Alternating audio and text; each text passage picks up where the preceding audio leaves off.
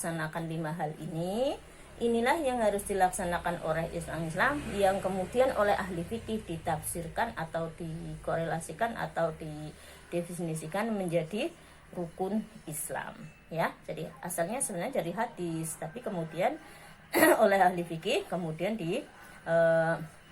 dituangkan dalam bentuk fikih, yaitu syarat menjadi orang Islam atau syarat wajib menjadi orang Islam atau yang disebut dengan rukun Islam ya. Kalau salah satunya tidak ada, berarti Islamnya tidak sempurna ya. Nah, Islam tidak sempurna yang semacam itu juga ada dua. Artinya apa? Islam yang tidak sempurna memang karena tidak mampu, berarti dia tetap sempurna. Artinya kan ketidaksempurnaannya karena tidak mampu, berarti dia tetap sempurna. Nah, tapi ada Islam yang di situ memang tidak mau melaksanakan, itu tidak sempurna sungguhan ya. Misalnya apa, sudah kaya raya, punya mobil, punya tanah dan sebagainya, tidak mau haji ya, Islamnya tidak sempurna. Bukan berarti bukan orang Islam ya, orang Islam, tetapi tidak sempurna. Nah, dari definisi Islam ini yang disampaikan Rasulullah kepada laki-laki itu, ternyata laki-laki itu setelah diketahui nanti setelah pergi ternyata malaikat Jibril ya. Karena setelah pergi nanti Rasulullah bilang ya, mengatakan bahwa kalian tahu nggak siapa itu tadi yang dialog sama saya, tanya jawab lah. Kemudian kan sahabat menjawab Rasul Allah wa Rasuluhu, Allah dan Rasulnya yang lebih tahu kan gitu ya. Nah, kemudian Rasulullah menjelaskan itu tadi adalah malaikat Jibril. Jadi yang gagah keren gitu ya, itu adalah malaikat Jibril yang menyerupai laki-laki muslim ya. Mengapa begitu ya? Karena kalau kita murad di hadis ini ya, atau kalau Al-Quran itu tafsir, kalau hadis itu murad, berarti malaikat itu bisa berubah menjadi seorang laki-laki yang keren ya, tapi tidak berubah menjadi yang buruk ya. Karena malaikat itu berubahnya ya cuma seperti itu, yang laki-laki keren gitu ya, yang ada di dalam hadis. Jangan sok ngayal-ngayal ya, ruh ulan darani malaikat ya, orang nana hadis ya malaikat yang berubah menjadi laki-laki keren. Juga engkau baru laki-laki keren omong-omongan terus kayak kamu mau malaikat Jibril, nek orang ngerti urusan macam-macam itu kan. Rasulullah tahu betul kalau itu malaikat Jibril ya, karena Nabi sudah biasa bertemu malaikat Jibril dan mendapatkan wahyu dan ngerti ciri-ciri malaikat. Kalau kita nggak ngerti nggak usah ngomong-ngomong malaikat ya. Karena saya sendiri juga pernah ya, waktu masih SD kelas 6 sakit keras melihat makhluk yang besar sekali dari lantai sampai ke langit, tingginya, besarnya sampai barat sampai timur, betul-betul lihat saya, gede banget di depan saya ya, hitam semua. Jadi ininya pakai mantel ya sampai ke bawah, jubah itu hitam juga, kuku-kukunya juga hitam, matanya ini hitam-hitamnya hitam tapi putih-putihnya merah ya, kukunya panjang-panjang banget hitam semua ya. Mau mencekik saya waktu itu sakit, tapi dia bilang katanya saya disuruh sama Allah untuk mencabut nyawamu gitu. Nah, saya bilang ya, ya silahkan, saya sudah ikhlas kalau memang itu perintah Allah itu. Nah, tiba-tiba hilang ya, nggak jadi mencekik saya, jadi saya hidup sampai sekarang. Nah, itu ngakunya Israel pas ke saya. Terus dialognya gimana Bu Tuti, apa ngomong-ngomong kayak gini selesan enggak ya. Ternyata makhluk gaib itu dialognya bukan pakai lesannya, tapi kita tahu sama tahu. Jadi saya tahu malaikat yang mengaku malaikat Israel itu ngomong ke saya begitu. Nah, saya kemudian menjawab. Nah, jawaban saya juga bukan lesan ternyata, itu di hati ya, di batin. Nah, itu seperti itu. Jadi saya memang alhamdulillah minallahnya ya, ini tahadus binihmah ya. Jadi saya itu banyak diberikan fadilah-fadilah dan karomah-karomah yang ternyata kalau saya pikir ya memang saya diutus oleh Allah menjadi daiyah, menjadi dosen akhirnya ya, sehingga dari kecil sudah dimanage oleh Allah ya, mendapatkan bisa melihat makhluk seperti itu dan lain-lain. Tapi tidak saya katakan semuanya, banyak sekali dan tidak perlu saya katakan. Yang jelas bahwa saya semakin yakin pada ajaran Islam, saya semakin yakin kepada Allah, saya semakin yakin kepada Rasulullah, semakin kagum karena banyak syahadah-syahadah ya, atau kesaksian-kesaksian saya yang memang saya buktikan dalam kehidupan nyata semenjak saya masih SD ya, SD kelas 6 itu mulai saya mendapatkan banyak sekali sampai saat ini. Jadi sampai saat ini juga saya mendapatkan banyak hal tentang kesaksian-kesaksian atau syahadah-syahadah minallah ya. Nah itu contoh. Makanya tapi setelah itu ya, setelah saya sudah punya anak ya, kemarin anak saya sudah gede-gede semua, beberapa tahun yang lalu saya cerita ke ayah saya. Dari waktu kecil saya lihat itu nggak cerita ya ke ayah. Saya cerita, malah ayah saya bilang gini, oh gue tuh malaikat, malaikat Israel temenan ya, gue ora urip tekan siki, gue setan, gue belisen, gue lagi meriang men kon jaluk mati ya gue sere. Nah setelah saya logikan kan sekarang bener juga, mungkin juga ya logika ayah saya. Karena apa? Kalau Israel sudah disuruh mencabut nyawa seseorang itu tidak akan balik, kata ayah saya. Satu begitu. Kedua, kalau Israel kenapa saya sudah ikhlas, sudah ridho, saya kan bilang ya silahkan, saya sudah ikhlas kalau memang itu perintah Allah. Tapi saya tak jerit biar ibu saya dengar, itu saya jerit temenanan sebagai isaroh, biar ibu saya tahu saya sedang sakaratul maut, itu maksud saya.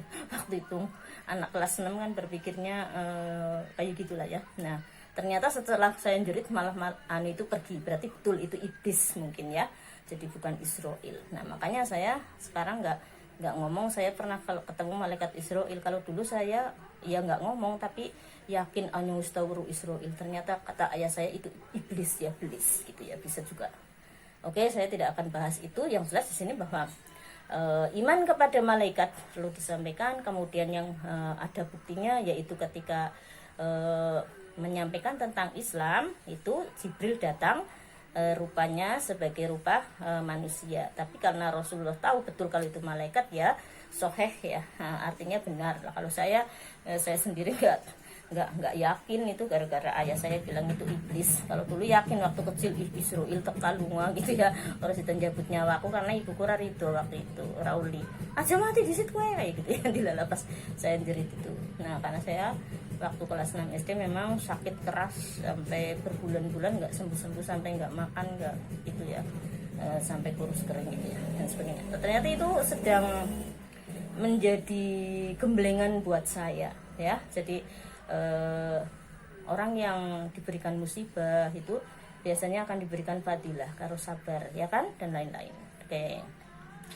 Nah, itu. Terus kemudian di sini kaitannya dengan Islam tadi, sebenarnya malaikat Jibril itu sedang mengajari, dan Rasulullah sedang mengajari para sahabat yang waktu itu hadir di situ apa itu Islam. Makanya kita juga harus mencontoh Rasulullah bahwa Islam ya seperti itu, tidak kurang tidak lebih. Nah kemudian menjadi rukun Islam. Yang pertama menjadi syahadatain ya, 2 kalimat syahadat. Jadi orang masuk Islam syaratnya harus bersyahadat dulu, asyhadu alla ilaha illallah wa asyhadu anna muhammadar rasulullah, itu ya. Kalimat itu harus ya. Jadi kalau bahkan sekarang kita itu sering ya sudah jadi Islam dari kecil sama ayah ibu kita, karena kita telinganya sudah diadzani dari lahir ya. Terus kemudian waktu menikah juga syahadat, jadi sekitar setidaknya 2 kali bersyahadat yang sebagai tanda muslim. Terus kemudian sehari semalam itu kita syahadat 17 kali ya, 17 ya, iya. Berapa itu, asyhadu alla ilaha illallah wa asyhadu anna muhammadar rasulullah, itu ketika dalam sholat ya. Nah kemudian di situ 17 kali ya kan, 17 rakaat ya, atau enggak ya, yang 22 itu ya, nanti dihitung sendiri, itu syahadat kita. Tapi ada juga yang kemudian tidak yakin Islamnya, jangan-jangan berubah-ubah, artinya itu sudah sholat tadi subuh, ternyata pas waktu duha sampai duhur murtad apa ya, tiba-tiba di hatinya ragu-ragu, sebenarnya Allah itu ada enggak sih, sebenarnya Nabi Muhammad itu nabi enggak. Nah itu kan juga sudah murtad namanya ya, sudah keluar dari agama Islam dalam arti bukan murtad besar, tapi murtad ya sebenarnya besar sih, cuma artinya tidak mengatakan saya bukan Islam, bukan, tapi keraguan-raguan itu. Nah itu juga kita harus syahadat ya. Kalau kita punya perasaan-perasaan seperti itu, kita langsung istighfar, astagfirullahaladzim, astagfirullahaladzim, langsung asyhadu an la ilaha illallah, asyhadu anna muhammadar rasulullah. Kalau itu sudah murtad kan gitu ya. Nah saya sering begitu dulu ya, ketika belum pelatihan sholat khusyuk ya. Begitu pelatihan sholat khusyuk sampai sekarang saya menjadi tidak ragu-ragu lagi. Ditambah itu kemarin ya pelatihan sholat khusyuk itu. Kalau pelatihan sholat khusyuk sama Ustadz Abu Sangkan lah. Kemudian diteruskan lagi saya baiat thariqah. Ya ternyata yang semacam itu menguatkan Islam. Dulu itu sampai tahun 2006 saya pelatihan sholat khusyuk kan 2006 ya. Dari anak-anak sampai 2006, padahal sering mendapatkan kesaksian-kesaksian tentang kuasaan Allah dan sebagainya.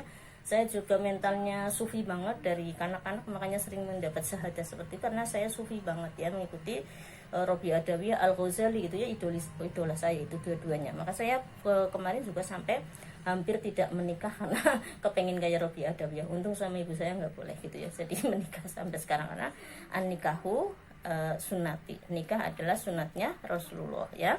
Waman rohiba an sunati falaysa minni, bahwa tidak dikatakan umatnya Rasulullah apabila tidak menikah. Nah untung saya menikah, karena tidak menikah itu sangat rugi ya, tidak punya keturunan dan lain sebagainya, padahal keturunan itu bisa meneruskan Islam, iman kita gitu ya, dan lain-lain.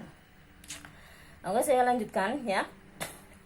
Nah itu yang yang Islam tadi, pengertian Islam semacam itulah yang harus diteruskan kepada umat ketika kita sedang berdakwah, ketika kita sedang menyampaikan ajaran Islam. Yang pertama adalah menyampaikan tentang syahadat dulu, baru diajari tentang sholat. Artinya Islam itu tidak hanya syahadat, tapi di situ diteruskan wal arkanu bil diteruskan watasdiku bil arkan, dan kemudian diteruskan juga dengan perilaku, yaitu sholat ya kan. Makanya tidak hanya ucapan tok yang dimaksud Islam, yang dimaksud iman ya. Iman itu kan ya mengucapkan, meyakinkan, dan perbuatan ya. Mengucapkannya berupa kalimat syahadat, keyakinannya berupa iman, percaya bahwa Allah hanya Tuhan yang wajib disembah hanya Allah, bahwa Muhammad adalah Rasulullah, itu keyakinan dalam hati, terus diucapkan melalui syahadatain. Nah perilakunya ya itu tadi menyembah Allah, sholat ya. Terus kemudian tidak hanya seperti itu, tapi di situ juga zakat ya, di situ juga puasa. Nah puasa ini sangat berhubungan sekali atau sangat erat hubungannya dengan iman dan Islam. Karena apa? Nah, ketika sedang berpuasa itu manusia itu tidak, atau kita itu tidak ada orang lain yang mengawasi kita. Apabila kita berbuka di suatu tempat atau umpetan di suatu waktu, kan nggak ada yang tahu ya. Nah makanya di situ dengan berpuasa Ramadan itu berarti kita sudah menyatakan iman kita, atau sudah membuktikan bahwa iman kita kuat ya. Karena tidak ada siapa-siapapun, kita dalam keadaan lapar, haus ya tidak minum, tidak makan ya kan. Jangan seperti yang sering dikatakan ada wong puasa mardut udu murtad tapi mardut nang kamar udut ya. Banyak ya inilah Pak Dirwo begitu, apa yang enggak ya Pak Dirwo kiai ya kan.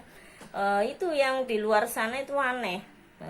Banyak orang tidak melaksanakan puasa ya, jadi jenyu pokoknya nggak puasanya sing ora kuat kurang rokok soal menahan kencot, soal nahan ngelak, ora kumpul karo bojo yang gelem, tapi jeneng rokoknya ora bisa. Nah akhirnya ngerokok nang kamar ujar-ujare, terus nggawe istihad dewek. Rokok kan ora diinum, ora dipangan, itu ora haram. Mbahmu gue ya kan, bukan seperti itu ya. Itu harus ngaji dulu, ngaji fikih yang lebih dalam kan gitu ya. Nah, oke, itu puasa ya. Terus zakat juga begitu. Kalau orang yang tidak beriman ya zakat juga eman-eman. Wah, duit dewek, sing kesel dewek, golek dewek, ya kan? Akeh-akeh kok diwe kena. Iya, Mbok, anggar duit 1 juta kok nawe 20.000. Jane ora akeh ora, ya kan? 2,5%. Wong 1 juta bae zakatnya cuma 25.000. Kecil kan? Wong duit 1 juta kok aweh zakat 25.000. Tapi kalau punyanya cuma 1 juta lah, nggak sing duitnya 1 miliar, yo 2,5%-nya dari 1 miliar berapa? Berapa? 250 juta ya. 250 juta apa? Iya, 250 juta ya. Apa 20 juta ya. Intinya akeh lah, berjuta-juta kena untuk motor kan gitu ya. Apa kena untuk mobil ya. Nah, ya eman-eman itu di situ. Banyak orang yang kemudian ngakunya Islam tapi tidak zakat, sebenarnya seperti itu. Beratnya itu kan butuh iman yang sangat kuat di situ. Bahwa apapun itu sudah diterangkan. Di dalam harta kita ada hak anak yatim, duafa, kan gitu ya. Maka kemudian dikeluarkan. Toh kalau itu kita makan saja itu menjadi haram, ya kan? Dan itu akan menjadi siksa neraka, kan gitu. Jadi lebih baik dikeluarkan, malah nanti tambah-tambah. Nah itu yang beriman tambah, itu yang imannya kuat. Kalau imannya nggak kuat malah dilomboni kiai gelem. Sing jenengane secara matematika ya, 1 juta dikurangi selawe mesti ora wutuh 1 juta, mesti kurang selawe ibu. Kondi ana barange ya duit 1 juta terus nang kono dikurangi selawe engko balike arep 1 juta lebih. Orang anak gue ngelomboni kiai ini ya, ustadz ngelomboni, ustadz ngelomboni. Nah itu kan orang yang tidak beriman seperti itu. Nah makanya di sini sangat penting ketika kita menerangkan Islam itu diterangkan iman dulu kepada Allah, iman dulu kepada malaikat, iman dulu kepada Al-Quran, ajaran Islam dan seterusnya. Itu karena di sini sebenarnya seperti menyangkut kewajiban-kewajiban lain, termasuk kewajiban berzakat, kewajiban berpuasa, kewajiban sholat. Kalau tidak beriman itu berat sekali, ya kan? Lebih parah lagi kan, misalnya sholat saja ya, sholat. Gue ngapa kayak gue jengkang-jengking jedot-jedot haring sapa keton beoran di Gusti Allah nanti kan gitu ya. Kalau imannya belum ada, makanya harus diajarkan iman dulu sebelum Islam itu ya. Oke, nah itu Islam, makna dari Islam. Oke, maka di sini dapat dijelaskan bahwa langkah yang kedua adalah berdakwah, menyampaikan tentang Islam. Islam itu sendiri definisinya seperti tadi. Kalau secara bahasa ya salam ya, salamun atau apa ya, salama yuslimu islaman ya, artinya itu selamat ya, bisa juga berarti damai. Maka di situ Islam adalah agama yang selamat, agama yang damai kan gitu.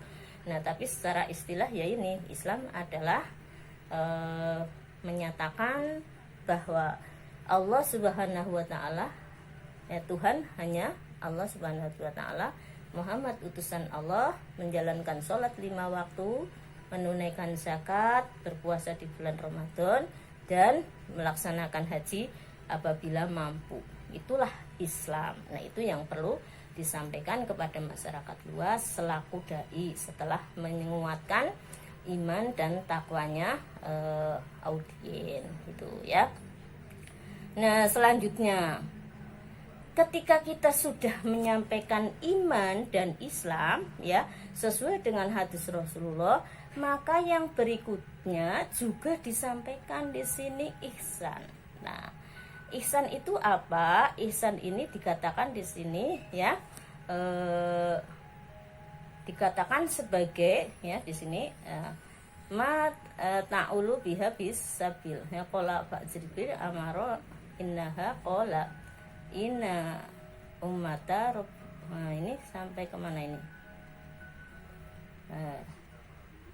Ini nih inna mana ini an qala ma tasuhulu anha fi a'mali minas sabil qala fa akhburni ani amari innaha qala in talamat umat robbama wa anna taro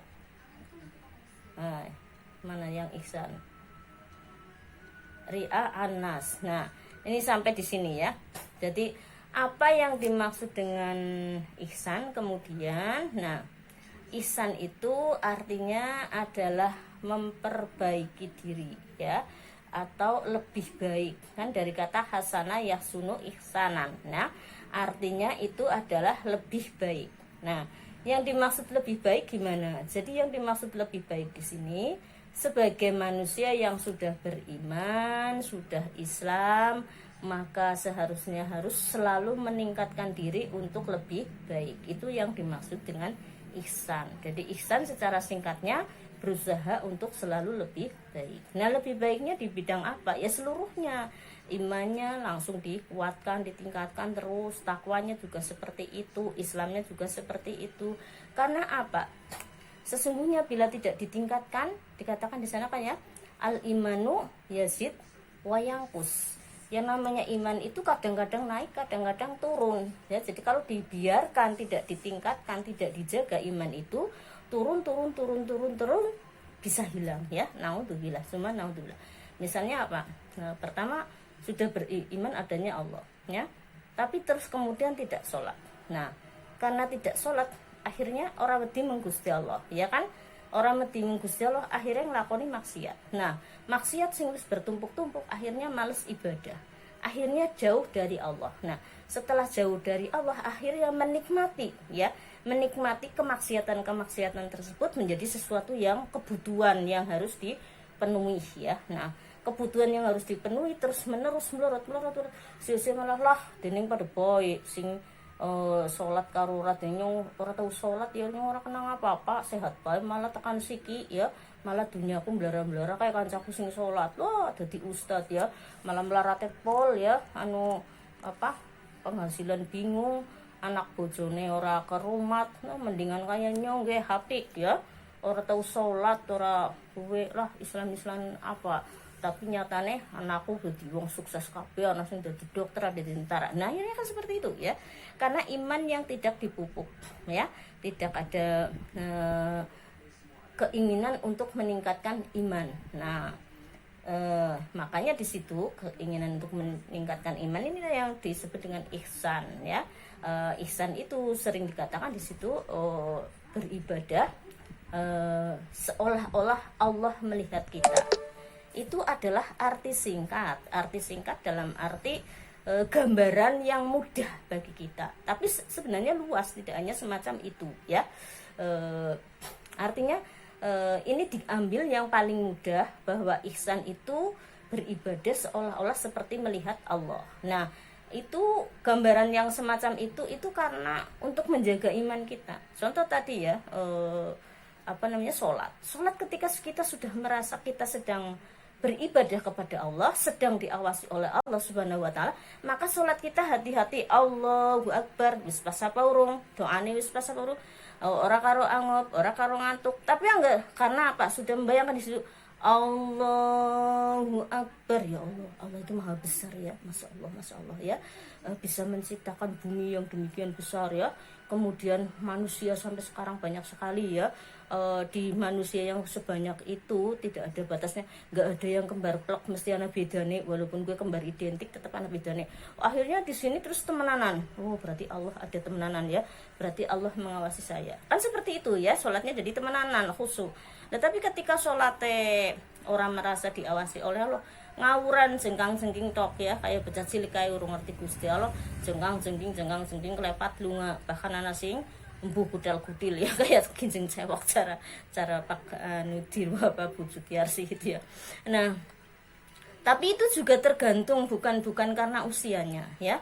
Jadi orang beriman kuat, orang makrifah itu tidak ditentukan usia ya. Sudah sering saya sampaikan, alhamdulillah minallahnya saya sejak kecil juga sudah diberikan makrifah semacam itu dengan syahadah yang saya jalani. Tapi tentang iman memang saya belum kuat ya, karena ketika itu masih sering ragu-ragu, apakah Muhammad beneran gitu ya, apakah Al-Quran itu benar, itu seperti itu saya sudah kuliah waktu ada kegoncangan semacam itu. Sudah kuliah, sudah di pesantren, saya kan kuliah juga di pesantren ya di sana Semarang. Nah itu masih ragu-ragu seperti itu. Cuma alhamdulillah saya modelnya itu ketika ragu-ragu terus ada jawaban dari Allah. Ya jawabannya bisa lewat mimpi. Nah, saya terus langsung tidur. Saya kan ragu-ragu ya begitu baca Al-Quran. Apa benar sih ini dari Allah ya? Apa benar sih Muhammad itu utusan Allah? Jangan-jangan bohong gitu. Terus saya tidur plek gitu. Ketika tidur plek, nah saya mimpinya gimana?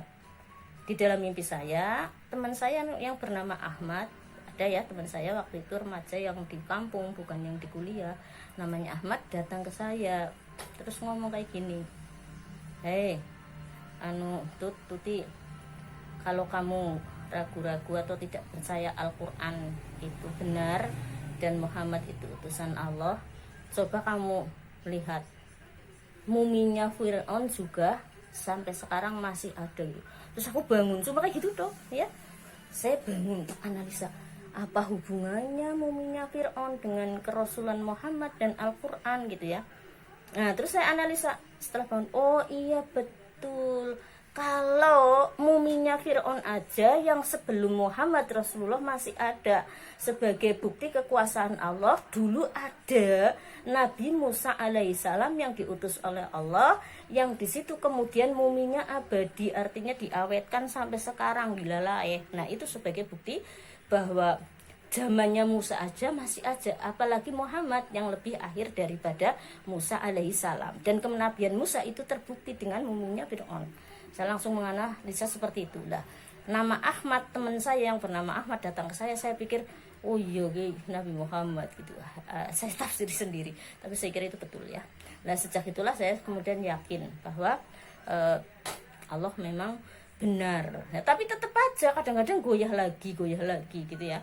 Nah itu saya kuatnya itu alhamdulillah setelah pelatihan sholat khusyuk. Jadi memang sholat khusyuk itu membuat kita yakin betul-betul tidak bisa digoda oleh setan. Jadi termasuk di situ berarti yang selama ini saya alami keraguan-raguan itulah yang dinamakan dengan was-was atau godaan setan yang terkutuk yang berupa was-was atau keraguan, yang kemudian di situ kita harus banyak membaca surat An-Nas ya. Jadi sampean jangan mengecilkan surat An-Nas ya, fadilahnya kan di situ ada kekuatan untuk terhindar dari godaan was-was tentang Islam, tentang Muhammad, tentang Al-Quran dan sebagainya itu. Nah, Al-Falaq sudah jelas ya, godaan-godaan pukul-pukul, santet, pelet dan sebagainya kan seperti itu. Nah, terus Al-Ikhlas itu menguatkan tauhid. Artinya jadi betul-betul yakin kepada Allah, keesaan Allah dan sebagainya, itu harus sering ya.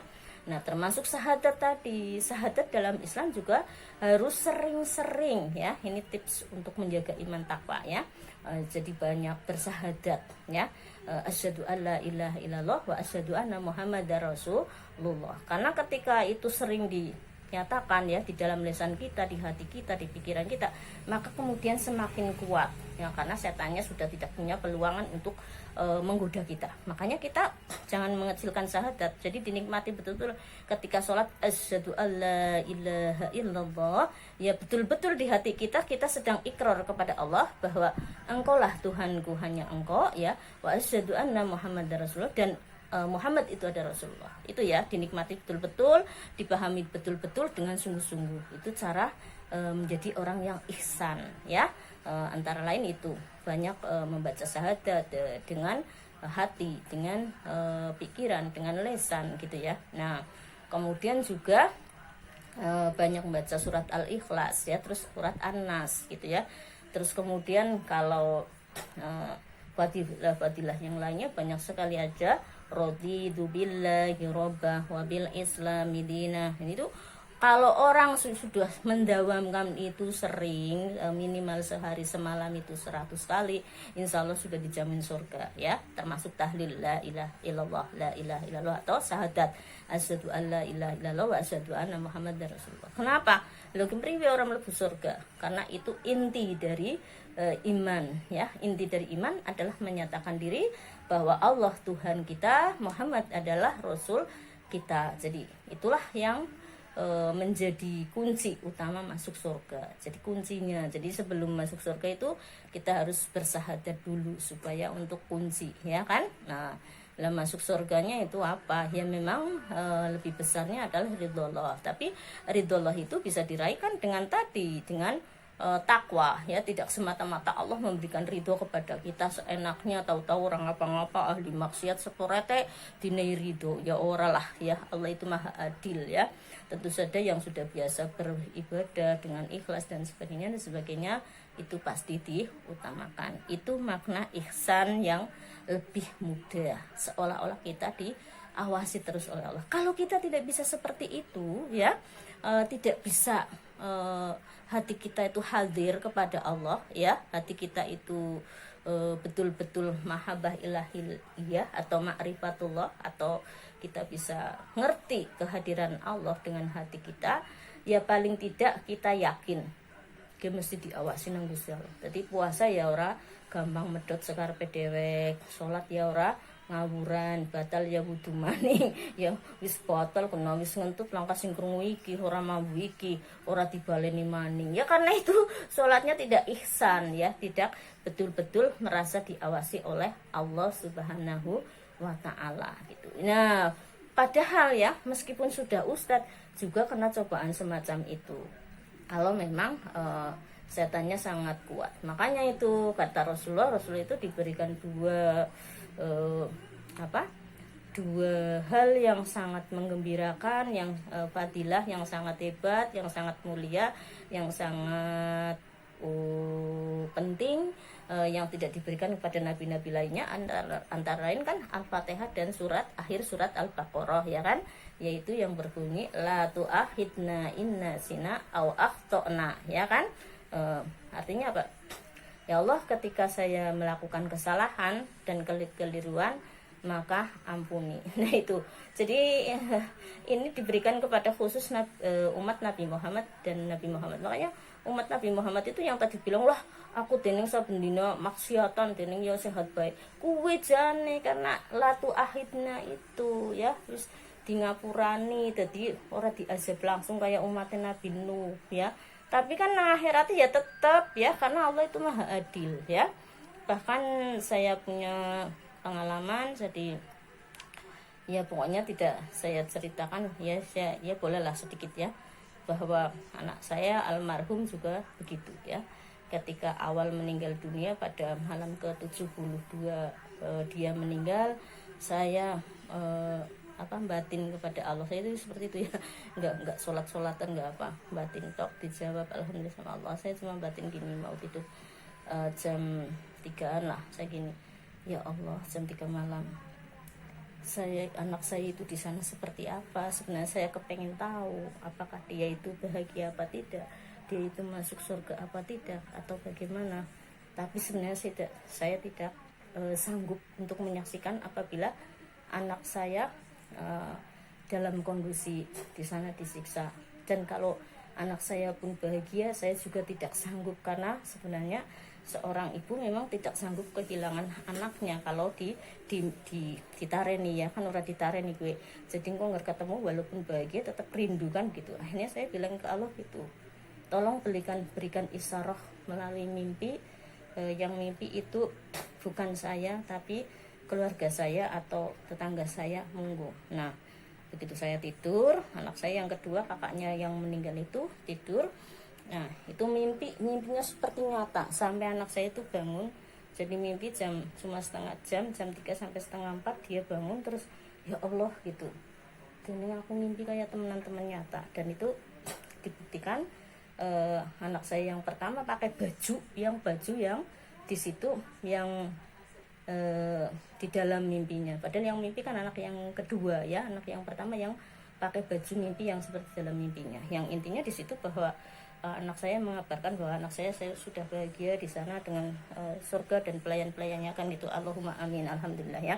Itu hanya gambaran saja bahwa ya itulah yang dimaksudkan, bahwa kita harus yakin ya bahwa memang surga ada, memang Islam seperti itu ya, memang ada siksa neraka, ada surga. Itu pun anak saya itu menyampaikan, anak saya itu pakai jalan kaki, padahal anak saya kan relatif belum punya dosa ya, karena masih bujang, sangat soleh ya, birrul walidain, sangat mengalah pada teman-temannya, kemudian sama preman-preman banyak yang ditobatkan oleh dia. Makanya insya Allah mimba til aulia, amin amin ya rabbal alamin. Artinya ada termasuk orangnya dikasih sama Allah ya, meninggalnya juga habis sholawatan kan gitu. Nah itu pun jalan kaki ya ketika masuk ke surga itu. Cuma jalan kakinya cepat ya di ceritanya itu, karena teman-temannya itu pada tertinggal di belakang. Bahkan ada yang istilahnya lama banget dikum nang neraka, sampai anak saya sudah masuk ke istananya itu teman-temannya masih di sana. Artinya teman-teman itu banyak orang yang di sana mau ditolongin sama anak saya, tapi sama yang mengantar dia, katanya yang mengantar itu kan wajahnya bersinar, terus memegang tangannya berjalan dengan sangat cepat. Itu mungkin malaikat ya, amalnya dia mungkin, tapi tidak diceritakan di situ ya. Diceritakan seperti itu dok ya sama anak saya. Itu contoh ya. Jadi memang ada ya, alam akhirat ada siksa neraka, ada pembalasan surga, dan memang di situ yang dibalas dengan baik ya orang yang beribadah, yang betul-betul beramal soleh. Itu yang saya maksudkan dengan contoh cerita saya semakin yakin di alam sana memang ada pembalasan. Dan pembalasan itu sekarang itu memang ada, kalau orang sudah meninggal dunia ada beberapa tempat. Ada yang masih di alam barzah menunggu yaumil hisab karena masih banyak dosanya. Nah kemudian ada juga yang menunggu di alam barzah karena belum cukup amalnya untuk ke surga. Artinya tidak disiksa tapi di sana beribadah terus di alam barzah. Nah kemudian ada yang sudah masuk surga ya. Jadi sampean jangan urung kiamat orang mungkin masuk surga, urungan hisab. Nah itu ya, ternyata hisab ada dua ya, yaitu hisab nanti setelah kiamat kubro semuanya, dan hisab ketika orang kiamat sendiri meninggal dunia itu. Jadi termasuk ada yang bihori hisab. Jadi anak saya yang langsung masuk itu berarti termasuk yang bihori hisab ya. Tapi alhamdulillah minallah, insyaallah, Allahumma amin ya. Saya ngomong seperti ini adalah dalam rangka sebagai doa satu, kedua sebagai iktibar untuk kita semua yang masih hidup, yang ketiga tahadus nikmah ya. Mudah-mudahan seperti itu, Allahumma amin. Seperti yang dalam mimpi, karena mimpinya nyata banget ya.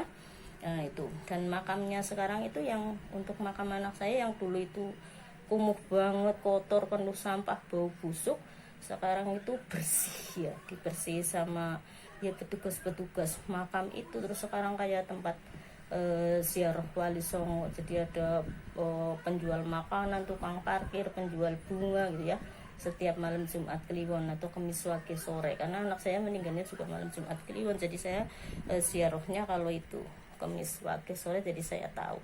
Artinya mudah-mudahan apa yang saya sampaikan menjadi motivasi kita semua bahwa memang Islam ada, artinya benar ya. Memang iman harus dikuatkan dengan amal perbuatan dan harus ihsan. Ihsan itu makna yang lebih mudah tadi seperti dilihat Allah terus, tapi sesungguhnya yang luas ya, artinya itu kita harus senantiasa memperbaiki diri, baik memperbaiki iman, takwa, Islam kita. Dengan cara apa? Kalau yang itu istilah tasawufnya adalah dengan tazkiyatun nafas, selalu membersihkan nafas itu jiwa ya, tapi tidak jiwa tok. Jiwa itu apa? Jangan suka suudon, jangan iri dengki ya, menahan marah, terus kemudian pemaaf itu ya. Itulah orang-orang yang akan menjadi ahlu surga itu ya, ihsan. Maka ini juga harus disampaikan, ihsan terhadap masyarakat luas, supaya masyarakat juga berbuat ihsan seperti itu. Saya kira itu ya. Untuk selanjutnya silahkan Anda mencari sendiri sebanyak-banyaknya hadis tentang iman, Islam, ihsan, dan hadis-hadis tema-tema yang sesuai RPS yang nanti saya sampaikan. Saya menyampaikan ini dulu. Ya, ini juga harus disampaikan ihsan. Tapi penyampaian ihsan kepada masyarakat, kepada mat'u tentu saja tidak seperti yang saya sampaikan. Tapi artinya Anda sebagai dai ya menyampaikan harus menjaga diri, sholatnya yang betul gitu kan ya. Terus kemudian jangan suudon dan sebagainya ya, dengan metode dakwah, dengan cara berdakwah yang baik ya, ada bil hikmah, bil mau'izatil hasanah dan lain-lain, dengan didasari argumentasi Al-Quran dan Al-Hadis ya. Saya kira itu sebelum saya akhiri,